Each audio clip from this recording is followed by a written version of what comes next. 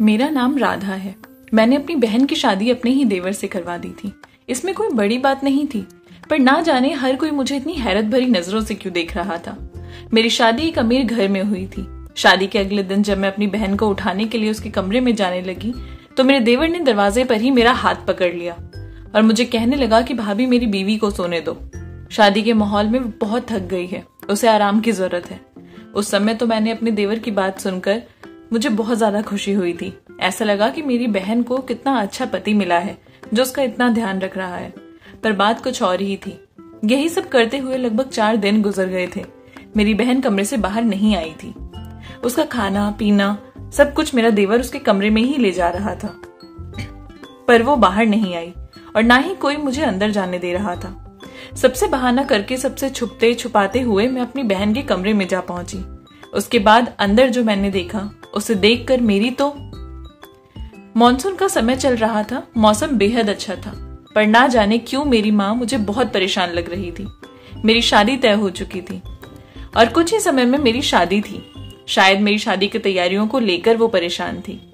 वो कहने लगी कि बेटा आज सोचा था कि बाहर जाकर कुछ खरीदारी कर लेंगे, लेकिन देखो कैसा मौसम हो रहा है, ऐसे मौसम में खरीदारी कैसे होगी। दरअसल बात ये है कि मेरी शादी मेरे पापा के एक बहुत अच्छे दोस्त के बेटे से तय हो चुकी थी। मेरे होने वाले पति का नाम समर था। जिस समय मेरी और समर की शादी तय हुई थी, हमारी सगाई भी उसी समय तय कर दी गई थी।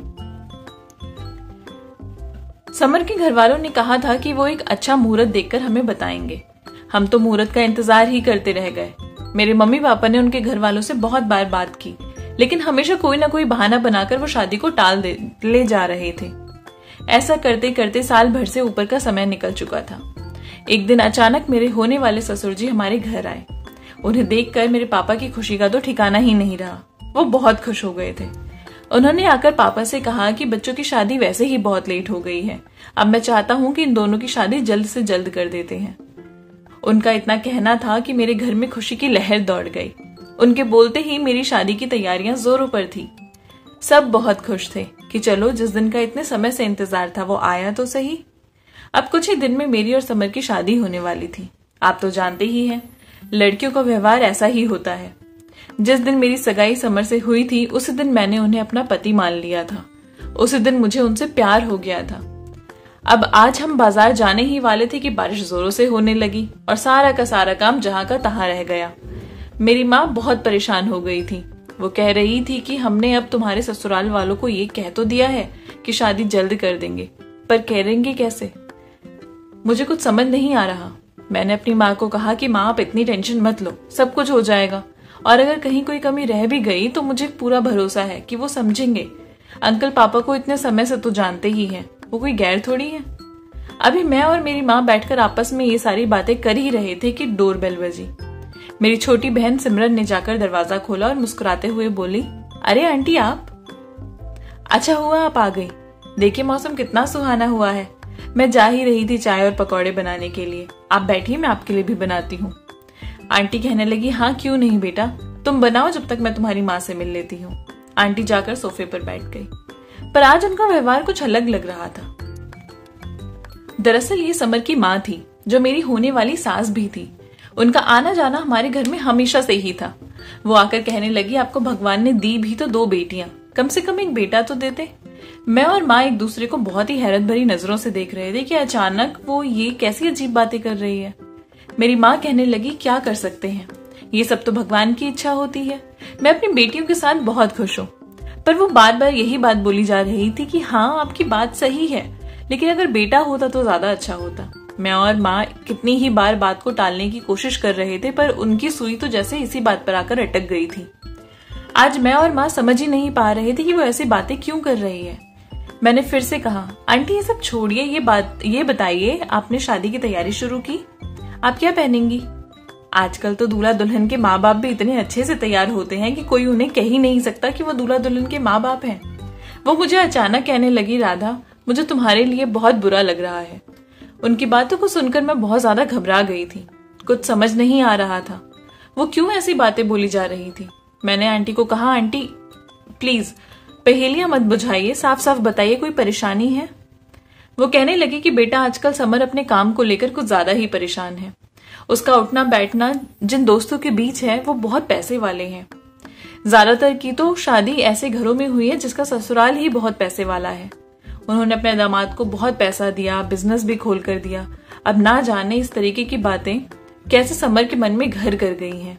अब वो ये चाहता है कि वो एक ऐसी लड़की से शादी करे जिसके घर वाले पैसे वाले हों, ताकि उसका भी कुछ भला हो पाए, और इसलिए समर ने तुमसे शादी करने के लिए ना कह दी है। इस बात को सुनकर मैं तो जैसे शब्दहीन हो गई थी। इस बात का सामना करना मेरे लिए और मेरी माँ के लिए बहुत मुश्किल था। देखते ही देखते आंटी मेरे करीब आई और उन्होंने मेरा हाथ पकड़ा। मेरे हाथ से मेरी सगाई की अंगूठी निकाल ली और जो अंगूठी मैंने समर को पहनाई थी वो वहीं टेबल पर रखी और चली गई। उनकी इस तरीके के रवैये को देखकर मैं और माँ एक दूसरे को देखते ही रह गए थे कि आखिर वो क्या करके गई। इतनी देर में मेरी बहन सिमरन हाथ में पकौड़े और चाय लेकर आई। आते ही पूछने लगी, अरे दीदी आंटी कहाँ गई? ना मेरे मुंह से एक शब्द निकल रहा था और ना ही मेरी माँ के मुंह से। हम दोनों ही बस रोए जा रहे थे। आंसू थे कि रुकने का नाम ही नहीं ले रहे थे। सिमरन के बहुत पूछने पर मैंने उसे इशारा कर अंगूठी दिखाई जो आंटी टेबल पर रखकर गई थी। अब वो सब समझ गई थी कि क्या बात है। पापा जब घर आए तो ये बात सुनकर उनका भी ब्लड प्रेशर हाई हो गया था। हमें इस बात से उभरने में कुछ दिन लगे थे, लेकिन उसके बाद पापा ने समझाया कि अब जो हो गया वो हो गया, जाने दो। अगर समर तुम्हारी जिंदगी में नहीं आया तो इसका मतलब ये नहीं है कि तुम्हारी किस्मत खराब है। भगवान ने तुम्हारे लिए उससे भी अच्छा लड़का देख रखा होगा। पर पापा को यह भी चिंता सताई जा रही थी कि जब कभी भी किसी लड़की का रिश्ता टूटता है तो हजारों बातें बन जाती हैं। लोगों को तो यही लगता है कि लड़की में ही कोई खराबी होगी इसलिए रिश्ता टूट गया। माँ ने पापा को दिलासा दिया कि आप चिंता मत करिए, सब अच्छा होगा। मम्मी पापा दोबारा से मेरे लिए एक रिश्ता ढूंढने में लग गए। ज्यादा समय नहीं हुआ था कि उन्हें एक अच्छा रिश्ता मेरे लिए मिला। माँ मुझे कह रही थी कि वो लोग बहुत अच्छे हैं और साथ ही अमीर भी हैं, मगर ना जाने क्यों मुझे कुछ खास दिलचस्पी नहीं थी। रिश्ता मेरा वहां पक्का हो गया और शादी की तैयारियां होने लगी। जिस तारीख को मेरी शादी समर से तय हुई थी उसी तारीख को मेरी ये शादी होनी थी। मेरे पति का नाम सूरज था। मेरी उनसे शादी हो गई और शादी करके मैं उनके घर चली गई। ना जाने क्यों इस रिश्ते में मुझे जरा सी भी खुशी नहीं थी। दिल में एक अजीब सा दर्द था। समर को मैं भूल नहीं पा रही थी। अगर आपको सच कहूं तो मैंने सूरज को देखा तक नहीं था। शादी से पहले तो मौका ही नहीं मिला और शादी के दौरान भी अपने ख्यालों में इतना खोई थी कि उनको देखा ही नहीं। पता नहीं सूरज कैसे दिखते हैं। ससुराल वालों ने मुझे मेरे कमरे में बिठा दिया। सुहाग की सेज पर मैं अपने पति का इंतजार कर रही थी। कुछ ही देर में सूरज कमरे में आए। ये पहली बार था जब मेरी नजर उन पर पड़ी थी। वो बहुत सुंदर थे। एक मुस्कुराता हुआ चेहरा था उनका। मुझे देखकर मुस्कुराए और बोले कि राधा तुम बहुत सुंदर हो। मैंने अपने चेहरे से एक हल्की सी मुस्कुराहट उन्हें दे दी। तभी उन्होंने मेरा हाथ अपने हाथों में लिया और मुझसे बड़े ही प्यार से पूछने लगे कि राधा तुम अपने मंगेतर को भूल नहीं पाई हो? बहुत प्यार करती थी उससे। मैंने डरी डरी निगाहों से उनकी तरफ देखा। आगे वो मुझसे कहने लगे कि उसने तुम्हें क्यों छोड़ा। मुझे नहीं लगता कि तुम्हें किसी तरीके की कोई बुराई है। शादी की पहली ही रात अपने पति से इस तरीके की बातें सुनकर मैं अपने आंसू काबू नहीं कर पाई। सच कहूं तो अपना रिश्ता टूटने का गम तो मेरे अंदर था ही। सूरज ने दो बातें क्या बोल दी, मेरा मन भर आया और मैं जोर जोर से रोने लगी। मैंने सूरज को कहा कि मुझे नहीं पता मुझ में क्या बुराई थी। मैं तो अपने मंगेतर के साथ बिल्कुल वफादार रही। मेरा कहीं किसी से कोई रिश्ता नहीं था। मैंने कोई धोखा नहीं दिया उनको। समर को पैसे वाली लड़की चाहिए थी जो मैं नहीं थी, इसलिए उसने मुझसे रिश्ता तोड़ दिया। वो आगे कहने लगे कि मुझे तुम पर भरोसा है। तुम्हारे चेहरे से ही तुम्हारी मासूमियत बखूबी दिखती है कि तुम कितनी अच्छी लड़की हो। उस लड़के की किस्मत खराब थी जो वो तुम्हें समझ नहीं पाया। मैं सिर्फ तुमसे इस बारे में जानना चाहता था कि मेरा कोई मतलब नहीं था। लेकिन सूरज की बातों को सुनकर मेरा तो पूरा मूड ही खराब हो गया था। उन्होंने उसके बाद मुझे बहुत मनाने की कोशिश की, पर शायद मेरा दिल इतनी अंदर तक आहत था कि मैं मानी ही नहीं। फिर मैंने अपने सर दर्द का बहाना बनाया और उन्हें कहा कि मुझे सोना है और मैं लेट गई। यही सोच रही थी कि क्या अब इस बात के ताने मुझे अपनी पूरी जिंदगी सुनने पड़ेंगे। अगले दिन सुबह जब उठी तो मेरी सास मुझे देखकर बहुत ज्यादा खुश हो गई थी। घर में सब मुझसे ऐसा बर्ताव कर रहे थे जैसे मैं कोई राजकुमारी हूँ। कुछ ऐसा ही हाल सूरज का भी था। वो मुझसे इतना प्यार कर रहे थे कि अगर उनका बस चले तो मैं जहां पर कदम रखूं वो वहां अपनी हथेली रख दें। ये सब कुछ देखकर मेरे मन को थोड़ी तसल्ली तो हुई थी। सूरज का एक छोटा भाई भी था, अच्छा लड़का था वो भी। हमेशा भाभी भाभी बोलते मेरे पीछे रहता था। कुछ दिन बाद मेरी मम्मी पापा मुझसे मिलने घर आए।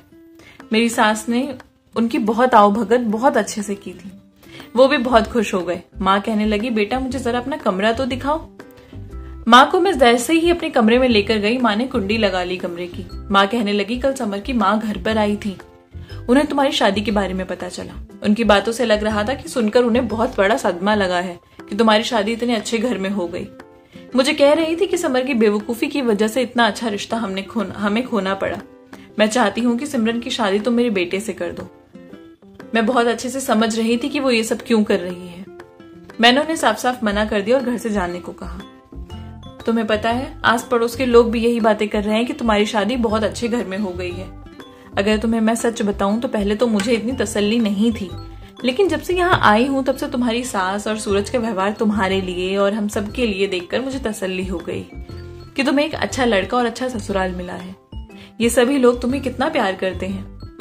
बेटा तुम भी एक बात याद रखना, इन्हें कभी दुख मत पहुंचाना, ये तुम्हें हमेशा खुश ही रखेंगे।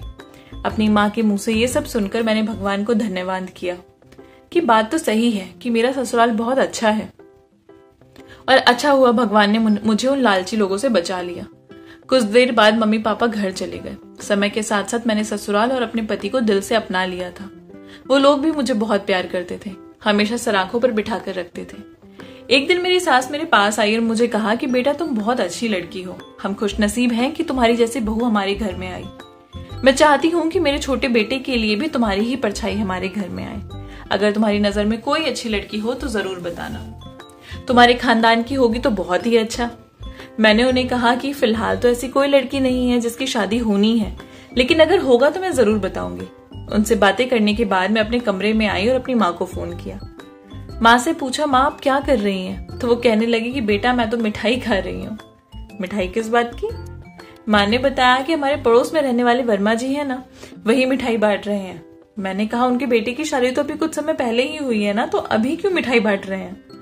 माँ हंसते हुए कहने लगी, बेटा उनकी बहू प्रेग्नेंट है और वो इतने ज्यादा खुश हैं कि पूरे मोहल्ले भर में मिठाई बांट रहे हैं।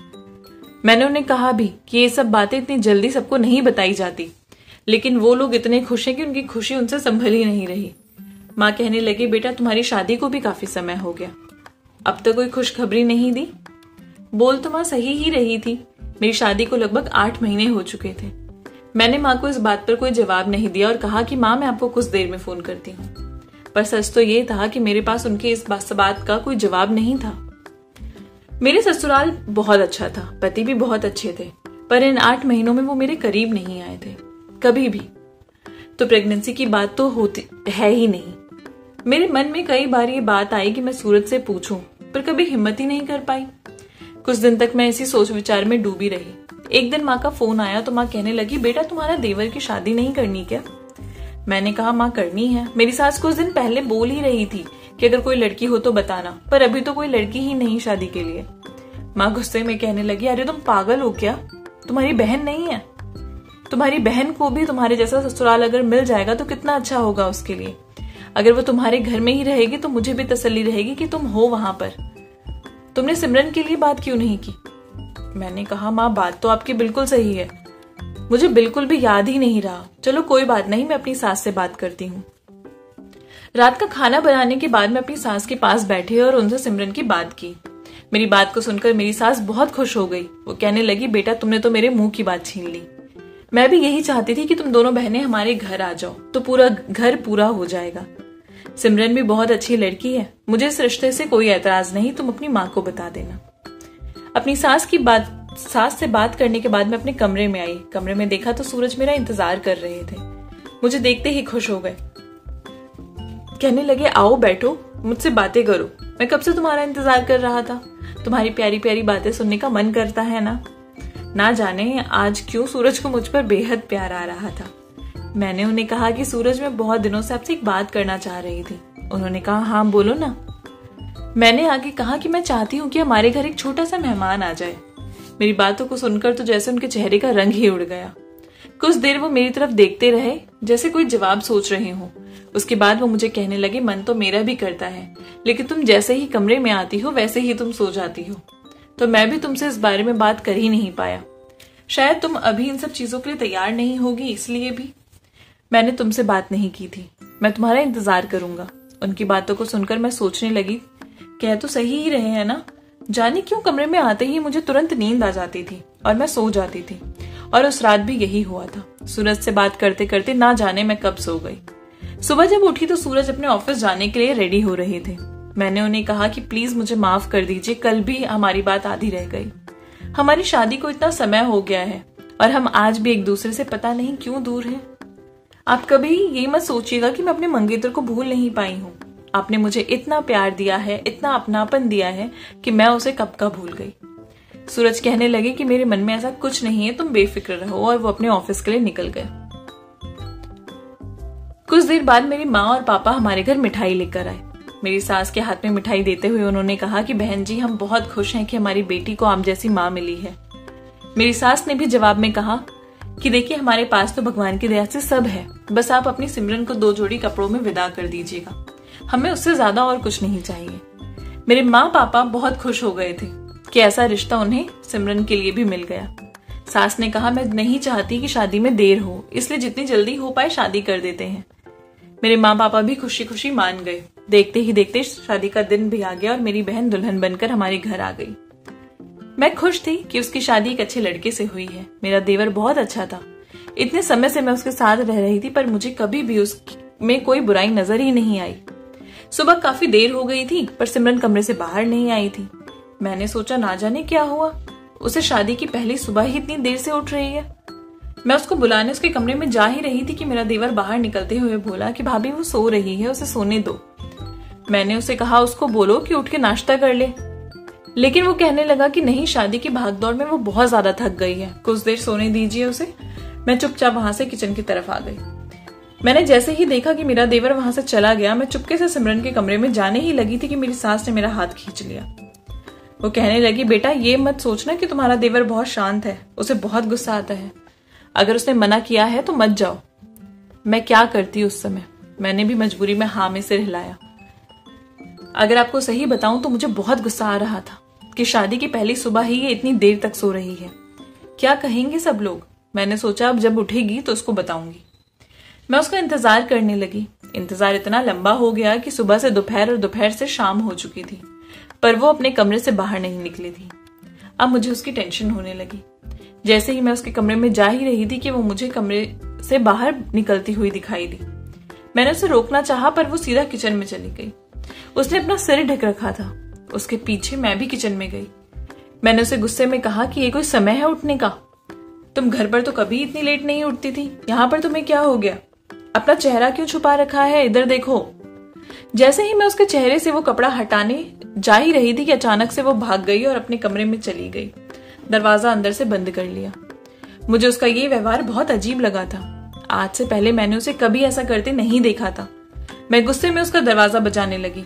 इतने में मेरा देवर भी वहीं आ गया और मुझे गुस्से में देखते हुए बोला, भाभी आपको क्या हो गया है, मुझे और मेरी बीवी को अकेला छोड़ दो, अभी अभी हमारी शादी हुई है, हमें प्राइवेसी नहीं मिल सकती क्या। मुझे आपसे ये उम्मीद नहीं थी। मैं भी उसी लहजे में बोली कि मुझे अभी इसी वक्त अपनी बहन से मिलना है। तुम्हें मेरी बात समझ नहीं आ रही, तुम्हारी पत्नी वो बाद में है, पहले वो मेरी बहन है। हम दोनों की आवाज सुनकर मेरी सास वहां आई और पूछने लगी, क्या हुआ, तुम दोनों चिल्ला क्यों रहे हो, कोई परेशानी है। मैंने कहा, हाँ माँ जी, सिमरन सुबह से कमरे में थी और अभी भी वो मुझसे बिना बात के कमरे में चली गई, मुझे उससे बात करनी है, मिलना है। मेरी सास कहने लगी, अच्छा रुको, अगर वो तुम्हारे बोलने पर दरवाजा नहीं खोल रही है तो एक बार मुझे जाने दो। मैंने कहा ठीक है। मेरी सास ने सिमरन को आवाज लगाई और एक आवाज पर सिमरन ने दरवाजा खोल दिया। मेरी सास अंदर चली गई।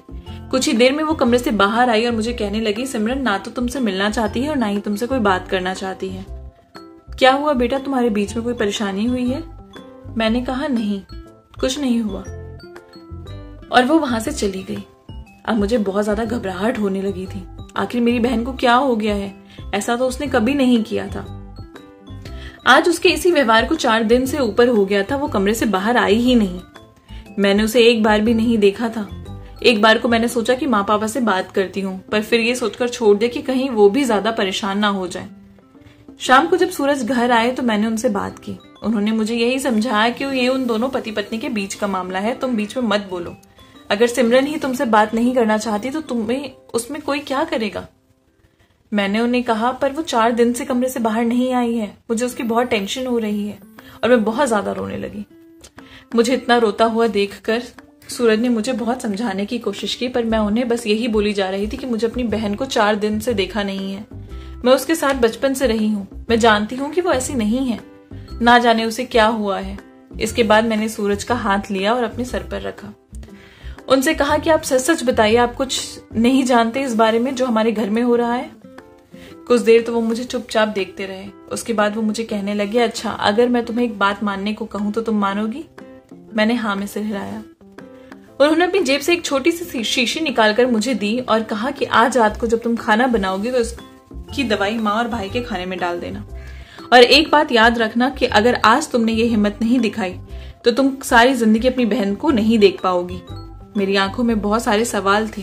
मैं सूरज को देखी जा रही थी। वो मुझे कहने लगे, अभी मैं तुम्हारे किसी सवाल का कोई जवाब नहीं दे पाऊंगा। मैं समझ तो गई थी कि कुछ ना कुछ गलत तो हो रहा है। मैंने चुपचाप सूरज की बात मान ली। रात को जब टेबल पर खाना लगाया तो देवर और अपनी सास के खाने में उस दवाई को डाल दिया था। मेरी सास और मेरा देवर कुर्सी पर बैठे बैठे ही बेहोश हो गए। सूरज धीरे से उठे और फटाफट मुझे लेकर सिमरन के कमरे के पास गए और दरवाजा खोलने के लिए कहा। उन्होंने हम दोनों को घर से निकाला और चुपचाप गाड़ी में बैठने के लिए कहा।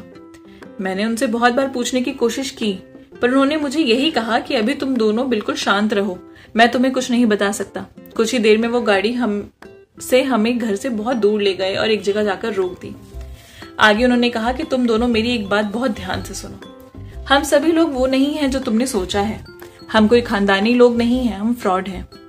हमारा काम ही ये है कि हम एक शहर से दूसरे शहर जाकर लोगों के साथ फ्रॉड करते हैं, एक अच्छा सा घर किराए पर ले लेते हैं और अपनी लाइफस्टाइल बहुत अमीरों वाली दिखाते हैं ताकि कोई भी परिवार अपनी बेटी हमें देने के लिए तैयार हो जाए।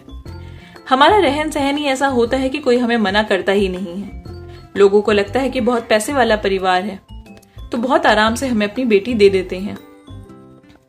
उनकी बेटियों से हम दोनों शादी कर लेते हैं और उसके बाद उनको बेच देते हैं और इस शहर से निकल जाते हैं। जो मेरी माँ है वो मेरी माँ नहीं है। उन्होंने मुझे फंसाया हुआ है। मैंने बहुत बार इस चंगुल से निकलने की कोशिश की, पर उन्होंने मुझे डरा धमकाकर इसी में बांधे रखा। मुझे मजबूरन ये सारा काम करना पड़ता है। कल सुबह होते ही तुम्हें और सिमरन को भी ये लोग बेचने वाले थे, पर राधा तुम तो इतनी प्यारी हो कि तुम्हारे साथ रहते रहते मुझे तुमसे प्यार हो गया है, इसलिए मैंने तुम्हें और तुम्हारी बहन को यहां से निकाला। ये मैं तुम्हारे ऊपर छोड़ता हूं, ये तुम्हारा फैसला है। अगर तुम मेरे साथ रहना चाहो तो तुम रह सकती हो, नहीं तो तुम मुझे छोड़कर जा सकती हो। कहकर वो हम दोनों को हमारे माँ पापा के पास छोड़ गया। घर पहुंचकर माँ पापा को हमने सारी बातें बताई तो वो हैरान ही रह गए। मैंने सिमरन से पूछा कि तुम मुझसे बात क्यों नहीं करती थी। कहने लगी उसके पति ने उसको धमकाया था कि अगर उसने मुझसे बात की या मुझे कुछ भी कहा तो वो मुझे मार देगा, इसलिए मैंने आपको कुछ नहीं कहा और सबको चुपचाप सहती रही। सिमरन कहने लगी, दीदी मेरी मजबूरी थी, इसलिए ये लोग मुझे जैसा जैसा कहते रहे मैंने वही किया। उन्होंने मेरा मोबाइल भी छीन लिया था। उस दिन जब सास मेरे कमरे में आई थी तो वो मुझे धमका कर गई थी कि मैं किसी हाल में आपसे बात ना करूं। बहुत बार जो दिखता है वो होता नहीं है। पुलिस की मदद से मैंने अपनी सास और देवर को पकड़वा दिया था। सूरज से तो मुझे भी प्यार हो गया था। उनके साथ मैंने अपनी जिंदगी गुजारने का फैसला कर लिया था। उनके किए की सजा उन्हें मिली थी। कुछ साल वो जेल में रहे और उसके बाद रिहा हो गए। मैंने उनका इंतजार किया था। आज हम दोनों बहुत खुश हैं। सिमरन की शादी के लिए भी अच्छा रिश्ता देख रहे हैं। जैसे ही कोई अच्छा रिश्ता मिलेगा सिमरन की शादी कर देंगे। अक्सर यही होता है कि माँ बाप को लगता है कि अगर ससुराल पैसे वाला होता है तो सब कुछ अच्छा है, लेकिन एक लड़की की जिंदगी का सवाल होता है। अच्छे से जांच परख के उसके बाद ही अपनी बेटी का रिश्ता तय करें। पैसों का फेर हमेशा सही नहीं होता। कई बार देखना और होना दो अलग अलग बातें हो जाती हैं। अपना ध्यान रखें और अपनी बेटियों का भी। आई होप आपको ये कहानी पसंद आई होगी। अगर अच्छी लगी है तो चैनल को प्लीज सब्सक्राइब कर दीजिए, लाइक कर दीजिए और अपने प्यारे से कमेंट नीचे ड्रॉप कर दीजिए। मिलूंगी आपसे नई कहानी के साथ। तब तक के लिए बाय बाय।